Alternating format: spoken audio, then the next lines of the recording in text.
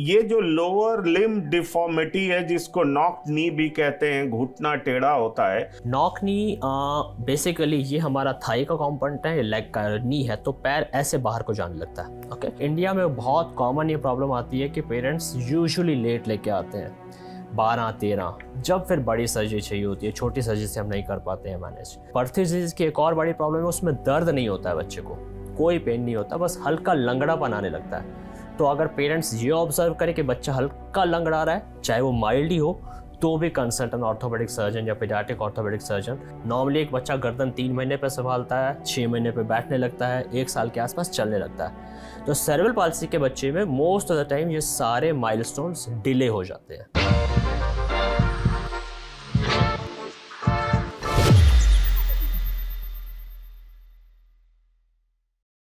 नमस्कार, मैं हूं पंकज कुमार। इस खास पेशकश में मैं बात करने जा रहा हूं एक रिनाउंड चाइल्ड ऑर्थोपेडिक सर्जन से। जी हां, जिनका नाम है डॉक्टर सोमेश विरमानी। विरमानी साहब हमारे साथ हैं। ये child orthopaedic, paediatric orthopaedic surgeon, in fact जिसको साइंटिफिक टर्मिनोलॉजी में, मेडिकल टर्मिनोलॉजी में कहा जाएगा, वो हमारे साथ हैं। और इनका लंबा अनुभव है बच्चों के इलाज को लेकर के। बच्चों में इन दिनों कई तरह की बीमारियां होती हैं। कई बीमारियां आनुवांशिक होती हैं, जेनेटिकली होती हैं, और कई बीमारियां एक्वायर की जाती हैं, जन्म के बाद उनमें डेवलप होती हैं।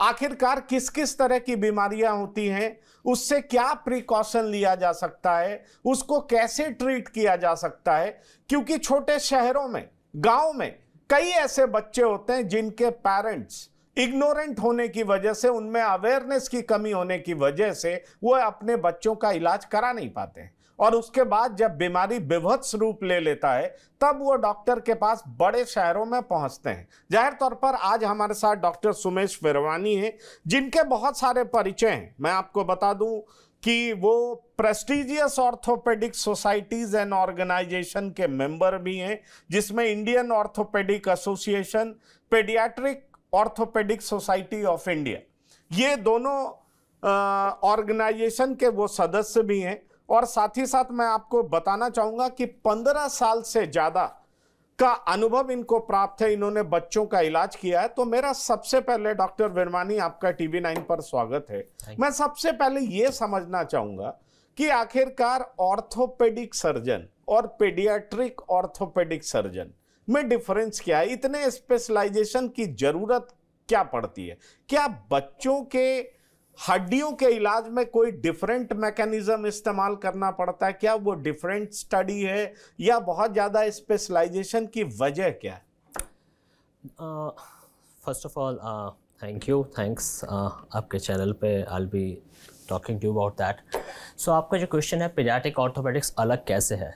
पीडियाट्रिक ऑर्थोपेडिक्स नाम से तो लग ही रहा है कि हम बच्चों की बोन एंड जॉइंट डिजीज़ को ट्रीट करते हैं। बच्चों की बोन्स ही जो है वो पर से अडल्ट से अलग हो जाती हैं। कुछ चीज़ें उनमें अलग हैं, जैसे बच्चों की बोन्स ग्रो कर रही होती हैं, अडल्ट की बोन ग्रो कर चुकी हैं, उसके बोन के दोनों ऊपर और नीचे वाले दोनों हिस्से पे ग्रोथ प्लेट होती है, जहाँ पे हड्डी लंबी हो रही होती है। सेकेंड, बच्चों के बोन में काफ़ी हिस्सा कार्टिलेज का होता है। ओके, कार्टिलेज बोन से कम स्ट्रॉन्ग होता है, स्ट्रॉन्ग या फिर थोड़ा सॉफ्ट होता है।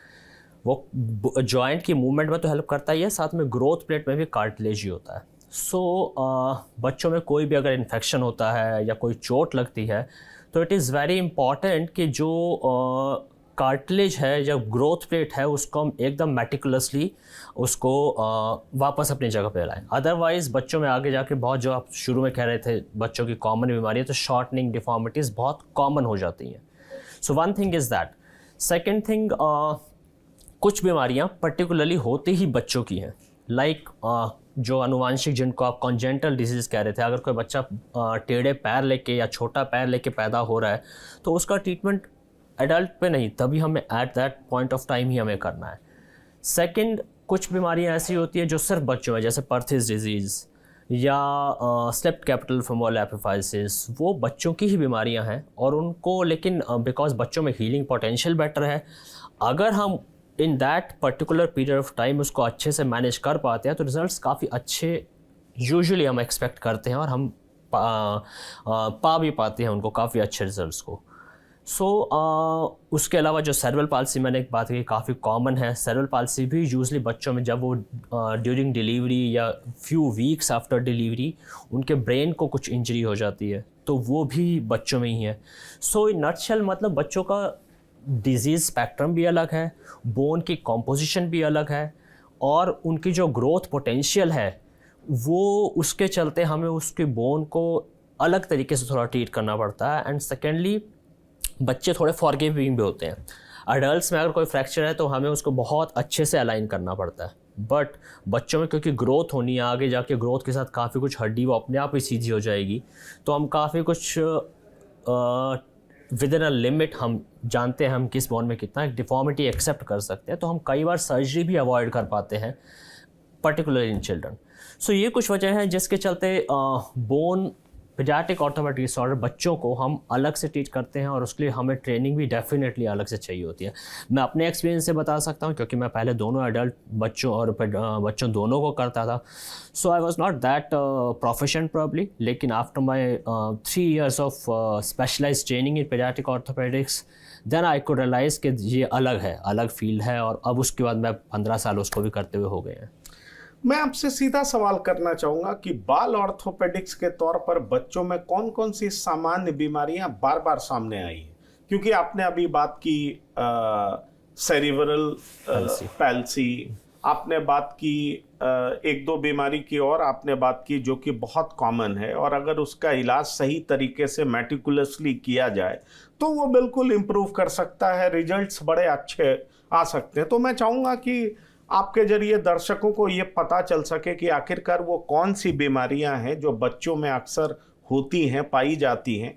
अगर पेरेंट्स अवेयर रहें, अलर्ट रहें, तो उस बीमारी का इलाज हो सकता है। बिल्कुल।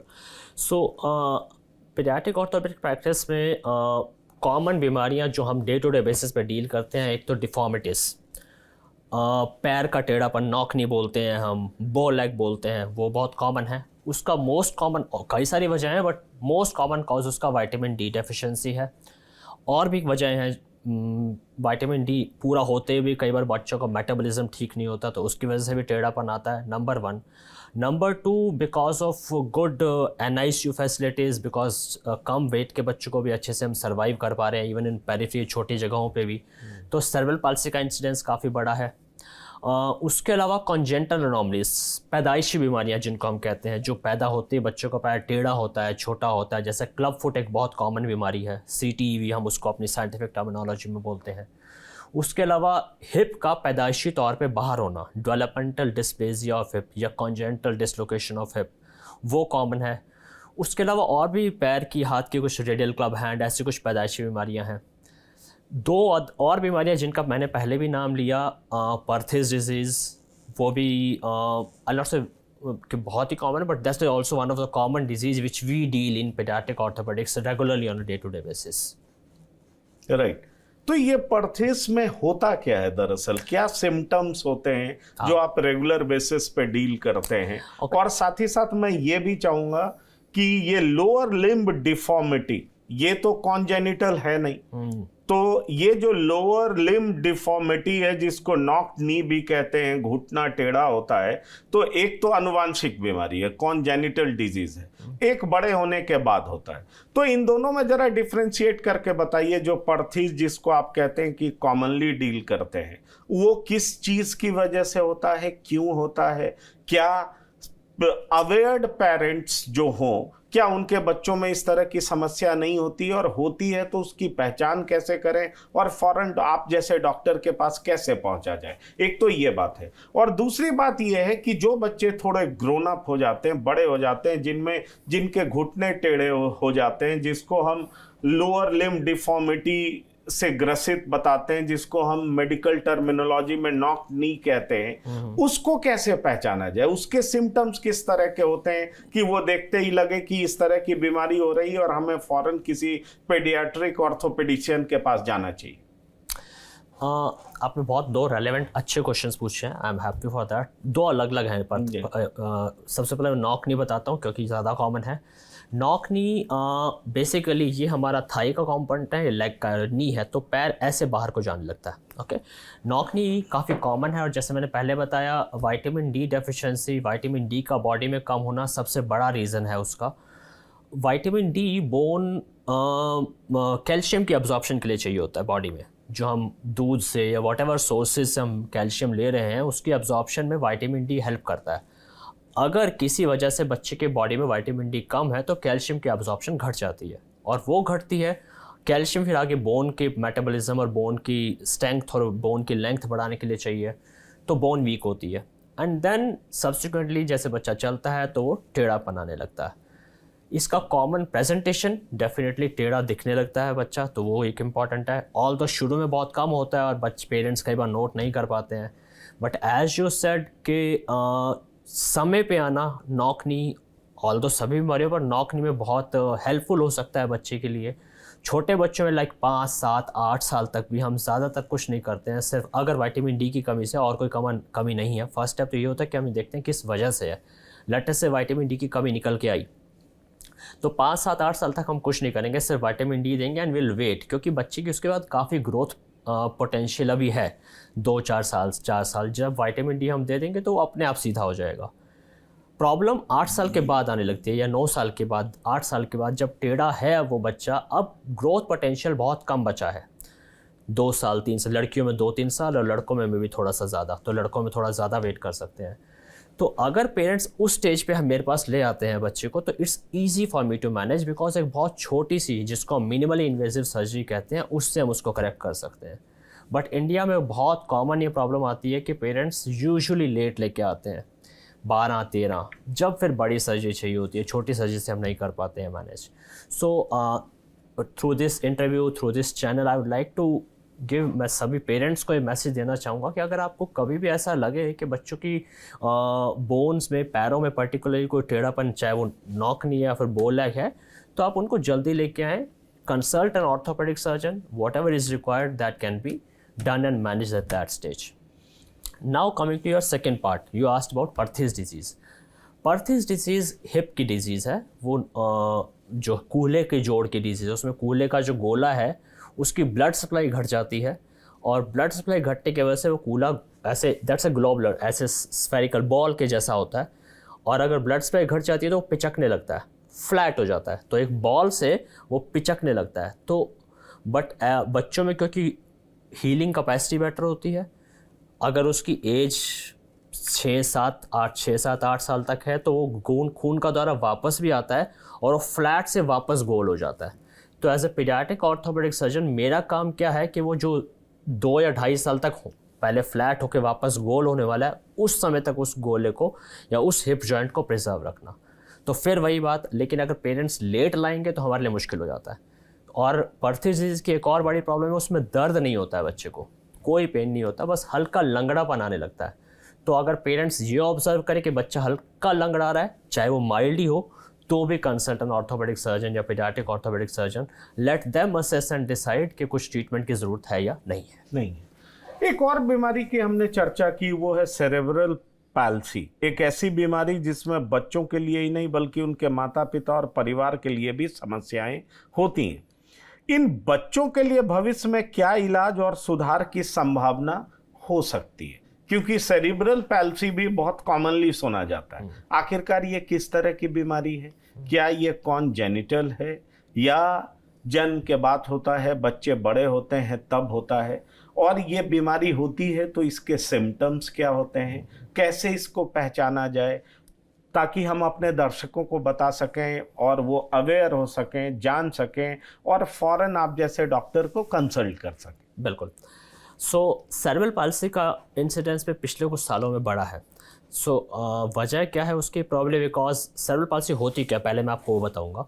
सेरेब्रल पाल्सी जैसे नाम कह रहा है, डिलीवरी के समय या शुरू के कुछ हफ्तों में बच्चे के ब्रेन को, सेरेब्रम को, ब्रेन को किसी वजह से कुछ चोट पहुंची। चोट मीन्स कुछ इंसल्ट हुई, एंड यूजुअली वो होती है इंसल्ट के बच्चे के ब्रेन को ऑक्सीजन नहीं मिलती है। नॉर्मली बच्चा पैदा होते ही रोता है, राइट। अगर बच्चा पैदा होते ही रोएगा नहीं, रोने से क्या होता है कि पहले तो उसको ऑक्सीजन और सारे न्यूट्रिएंट्स मिल रहे हैं मदर के थ्रू, लेकिन अगर बच्चा रोने लगता है, जैसे ही रोता है तो उसके शरीर में हवा जाने लगती है। That's a kind of mechanism कि जो भगवान ने प्रॉब्लम बनाया है कि सांस लेना शुरू होता है। और हम ऐसा सुनते हैं कई बार कि बच्चा पैदा होते रोया नहीं।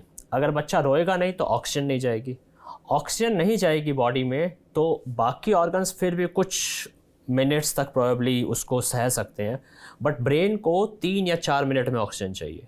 तो वो 3-4 मिनट में अगर ऑक्सीजन नहीं मिलती है तो ब्रेन को कुछ ना कुछ डैमेज हो जाता है, और उसको हम साइंटिफिक टर्म में आगे जाके सेरेब्रल पाल्सी लेवल करते हैं। ब्रेन हमारी पूरी बॉडी को कंट्रोल करता है, बैठने को, चलने को, बोलने को। सो डिपेंडिंग अपॉन ब्रेन के किस हिस्से को डैमेज हुआ उसके अकॉर्डिंगली बच्चे के सिम्टम आते हैं। कोई बोल नहीं पाता है बच्चा ठीक से, कोई सुनने में दिक्कत आती है, किसी की IQ अफेक्ट हो जाती है। तो सेरेब्रल पाल्सी का स्पेक्ट्रम काफ़ी बड़ा है, सिम्टम्स बहुत सारे हो सकते हैं, अलग अलग बच्चे में अलग। सेरेब्रल पाल्सी नाम एक है पर हर बच्चा उसमें अलग होगा। बोलना, सुनना या फिर इंटेलिजेंस काफ़ी बच्चों में बिल्कुल नॉर्मल भी होता है, काफ़ी बच्चों में अफेक्टेड होता है। लेकिन मांसपेशियों की बीमारियां जो हैं, मांसपेशियां टाइट होती हैं और कुछ मांसपेशियां कमज़ोर भी होती हैं, वो ऑलमोस्ट सेरेब्रल पाल्सी के हर बच्चे में होता है। ओके, और वो as a paediatric orthopaedic surgeon मेरा काम उससे डील करना है। तो अब जब मांसपेशियां टाइट हैं तो बच्चे के लिए चलना, बैठना सब मुश्किल होता है, और बस उसका सॉल्यूशन, उसके कॉन्सिक्वेंटली उसके जो माइलस्टोन्स हैं, नॉर्मली एक बच्चा गर्दन 3 महीने पर संभालता है, 6 महीने पर बैठने लगता है, 1 साल के आसपास चलने लगता है। तो सेरेब्रल पाल्सी के बच्चे में मोस्ट ऑफ द टाइम ये सारे माइलस्टोन्स डिले हो जाते हैं। ओके, और that is the most common presenting symptom. Parents को ये दिखाई देने लगेगा कि 3 महीने हो गए बच्चे ने गर्दन नहीं संभाली, 3 से 6 महीने तक नहीं संभाली, तो दैन इट इज़ अब नॉर्मल। तो अगर पेरेंट्स को कभी भी ऐसा लगे कि पैदा होने के बाद बच्चे के माइलस्टोन्स डिले चल रहे हैं, 6 महीने तक उसने गर्दन नहीं संभाली है, या 1 साल तक 9 महीने 10 महीने तक 1 साल तक बैठना नहीं शुरू किया, तो that's a kind of pointer. ये एक इशारा है कि प्रॉब्ली बच्चे को कुछ न, और भी कई सारी बीमारियां जिनमें ऐसा होता है, बट सेरेब्रल पाल्सी उनमें से काफ़ी कॉमन है। तो फिर वही better to consult your paediatrician, even बच्चों के डॉक्टर, क्योंकि वो तो हर जगह अवेलेबल होते हैं, और अ पीडियाट्रिक ऑर्थोपेडिक सर्जन।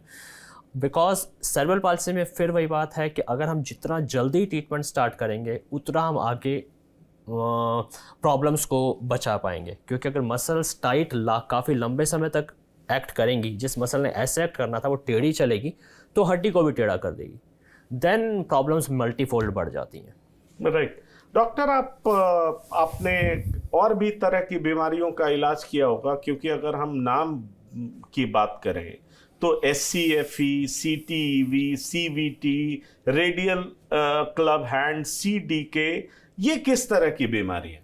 क्योंकि ये भी बच्चों की बीमारियां हैं। इस बीमारी से सफर करने वाले बच्चे को भी पेडियाट्रिक ऑर्थोपेडिक सर्जन के पास ही जाना चाहिए। बिल्कुल, ये जो आपने जितनी बीमारियों के नाम लिया, SCFE या फिर CVT, SCFE मैं बताता चलो, स्लेप्ट कैपिटल फेमोरल एपिफाइसिस बोलते हैं उसको। CVT है congenital vertical disease, radial club hand. तो CVT कॉन्जेंटल, जैसे नाम कह रहा है, पैदाइशी फुट और एंकल की बीमारी है। उसमें एक बोन की ओरिएंटेशन थोड़ी टेढ़ी होती है, जिसकी वजह से पैर में काफ़ी टेढ़ापन आता है। रेडियल क्लब हैंड में 2 बोन्स होती हैं, फोरआर्म, जो हमारी फोरआर्म है, तो इसमें से 2 बोन में से 1 बोन एब्सेंट होती है, तो उससे हाथ टेढ़ा होने लगता है। तो ये सारी ऑफ कोर्स आपने ठीक कहा पीडियाट्रिक ऑर्थोपेडिक डिसऑर्डर्स हैं। और अब इंडिया में पीडियाट्रिक ऑर्थोपेडिक्स काफ़ी एडवांस हो गई है, और साइंस तो ऑफ कोर्स एडवांस हो ही रही है। तो अगर ये ठीक समय पे प्रेजेंट करते हैं तो इन काफ़ी डिजीज़ में हम टाइमली इंटरवेंशन से काफ़ी अच्छे रिजल्ट्स भी ला सकते हैं। काफ़ी अच्छे रिजल्ट्स आ सकते हैं, लेकिन सवाल ये है कि पेरेंट्स में ये अवेयरनेस आना कि इस बीमारी के लिए हम ऑर्थोपेडिशियन के पास जाएं या उसमें भी स्पेशलाइज्ड पेडियाट्रिक ऑर्थोपेडिक सर्जन के पास जाएं, ये भी अवेयरनेस होना बहुत ज़रूरी होता है। क्योंकि मैं आपको बताऊं, जैसे मैं आपके हॉस्पिटल के बारे में भी जानना चाहूँगा, या जहां आप काम करते हैं उसके बारे में भी जानना चाहूँगा कि क्या वो एक्सक्लूसिवली बच्चों के ऑर्थोपेडिक ट्रीटमेंट के लिए ही जाना जाता है, वहाँ पर तमाम ऐसी बीमारियों उसका ही इलाज होता है? क्योंकि आपने बताया कि पहले आप ऑर्थोपेडिक सर्जन थे और पिछले कुछ सालों में आपने रियलाइज किया कि paediatric orthopaedic surgery is a different thing. इसमें ज्यादा स्पेशलाइजेशन है, बच्चों के बोन्स कार्टिलेज डिफरेंटली बिहेव करते हैं, उनको ट्रीट डिफरेंट तरीके से किया जा सकता है। तो मैं यही सवाल आपसे करना चाहूंगा कि क्या आप जहां काम करते हैं वहां पे बच्चों के बोन से रिलेटेड प्रॉब्लम को ही ट्रीट किया जाता है? और दूसरा सवाल मैं आपसे करना चाहूंगा, एक ही साथ मैं चाहूंगा कि आप जवाब दें, ये जितनी भी कॉन्जेनिटल डिजीज है, क्या ऐसा होता है कि दादा में वो बीमारी हो, पेरेंट्स में नहीं हो, फिर बच्चों में एपियर हो जाता है, मतलब वो अकर करने लगता है, या फिर पेरेंट्स में वो प्रॉब्लम होती है और वो जीन्स के सहारे अपने आप को एक्सप्रेस करने लगता है बच्चों में? ये किस तरह की बीमारी होती है, कॉन्जेनिटल डिजीज या कंसीव जब माताएं करती हैं उस दरमियान कुछ ऐसी गलतियां होती हैं जिस वजह से बच्चों में वो ये प्रॉब्लम आती है? जरा इस कॉन्जेनिटल डिजीज के बारे में भी बताएं। तो ये दोनों सवाल मैं आपसे पूछना चाहूँगा। ठीक है, मैं आपको दोनों सवालों को जवाब दूंगा। आपका पहला सवाल था हमारे हॉस्पिटल के बारे में। सो मैं सर्वोदय हॉस्पिटल फरीदाबाद सेक्टर 8 में काम करता हूँ। सो वहाँ पर that's a multi speciality hospital, super speciality. वहाँ सारी स्पेशलिटीज़ हैं, सिर्फ पेडियाट्रिक ऑर्थोपेडिक्स ऑफ कोर्स नहीं है, और सारी that's a very well groomed और काफ़ी आज सारी specialities paediatric orthopaedics is a part of them. So paediatric orthopaedics department की बात करूं जो मैं वहाँ पे हेड करता हूं, पीडियाट्रिक ऑर्थोपेडिक्स हमने एक वहाँ पे अलग से डिपार्टमेंट, एक centre of paediatric orthopaedics develop करना स्टार्ट किया है। And we are managing all kinds of paediatric orthopaedics disorder. सारे बच्चों की जो बोन एंड जॉइंट की डिजीज़ है हम वहाँ पर उनको मैनेज कर रहे हैं। और वी हैव इंक्लूडिंग मी, हम लोग तीन लोग हैं जो पीडियाट्रिक ऑर्थोपेडिक्स को मैनेज करते हैं। We have a physiotherapy department. So in nutshell I will say कि we are almost well equipped, fully equipped to handle all paediatric orthopaedic disorders at Sarvodaya hospital Faridabad. Now second question of yours which was regarding congenital diseases, वो आपने बहुत अच्छा question मुझे अच्छा याद दिलाया, मेरे दिमाग से निकल गया था। बिकॉज जितने भी बच्चे मेरे पास पेरेंट्स लेकर आते हैं पैदाइशी बीमारियाँ, मैं उनके फेस पे रीड कर सकता हूँ और कई बार वो पूछ भी लेते हैं। एक बहुत गिल्ट की फीलिंग होती है उनके अंदर। ओके, अगर किसी के बच्चे का पैर टेढ़ा है या छोटा है या फिर है ही नहीं, तो उनको बहुत बुरा लग रहा होता है। जैसे ही बच्चा पहले दिन, दूसरे दिन, तीसरे दिन होता है, तो उनको सबसे बड़ा गिल्ट ये होता है कि हमारी तो कोई गलती नहीं है, हमसे तो कुछ ऐसा नहीं हुआ। तो सबसे पहले तो ऐसे सभी पेरेंट्स को मैं आपके चैनल के थ्रू ये मैसेज देना चाहूँगा, उसमें उनका कोई फॉल्ट नहीं है, उनकी कोई गिल्ट नहीं है, उनको गिल्ट नहीं रखनी चाहिए, उनका कोई फॉल्ट नहीं है। Because what they have done, they have just, it's just a part of natural process. Genetic एक पार्ट है, कई बार और भी कुछ इश्यूज होते हैं जो शायद समझाना साइंटिफिकली मुश्किल है, बट पेरेंट्स के इसमें कोई गलती नहीं होती है, नंबर 1। सेकंड, आपने क्वेश्चन मेरे से पूछा था कॉन्जेनिटल डिजीज़ या जेनेटिक डिजीज़ कैसे प्रेजेंट करती हैं।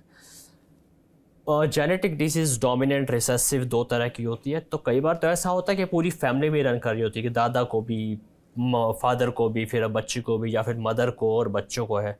पर कई बार कुछ ऐसे भी होती है कि रिसेसिव के वो बच्चों में जीन जो है वो डिफेक्टिव था बट पार्शियल था। 2 जीन्स होते हैं, तो एक जीन पार्शियल ठीक था, एक नॉर्मल था, तो जिसकी वजह से उसमें सिम्टम नहीं आए पेरेंट्स में, बट अब बच्चे में दोनों जीन्स अफेक्टेड हैं, तो बच्चे में वो सिम्टम आ गए। तीसरी वजह जेनेटिक डिजीज़ की क्या होती है, हम उसको म्यूटेशन बोलते हैं, कि पहले पेरेंट्स में कोई या पूरी फैमिली में ऐसा कुछ नहीं था, बट अब बच्चे की जब ऑर्गेनोजेनेसिस, जब बोन शरीर में ऑर्गन्स बन रहे थे प्रेगनेंसी में, तो तब उसके जीन्स में कोई ऐसा म्यूटेशन या जीन्स में चेंजेस हो गया।